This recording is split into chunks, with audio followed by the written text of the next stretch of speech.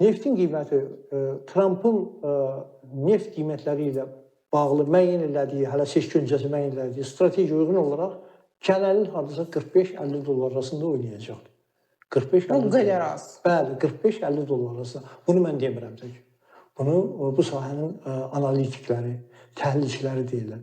Bəs biz indi götürdük 65 dollardan götürdük demək ki, növbəti il üçün.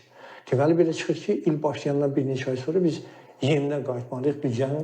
İndi 20 dollarda onda 9-20 dollar fərq olacaq. Ona görə bütün bu söhbətlərin hamısı sonu nəyə gəlir çıxır? Neftdən üzülüşməliyik. Neftdən əl götürməliyik. Neftdən böyük ixracımızın, qeyri-neft sektorundan ixracımızın, Ayşə xanım, təxminən hardasa ümumi ixracımızın 10%-ni civarındadır. 90% neft qazdır. Yəni biz bax bu il gözləyirik ki, 25 milyard dollar idxal edəcəyik ümumilikdə.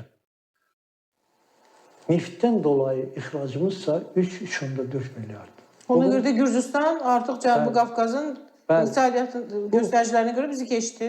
Oldu lider ölkəsi. Bu həmən idxalın bir 12-13% anlamına gəlir.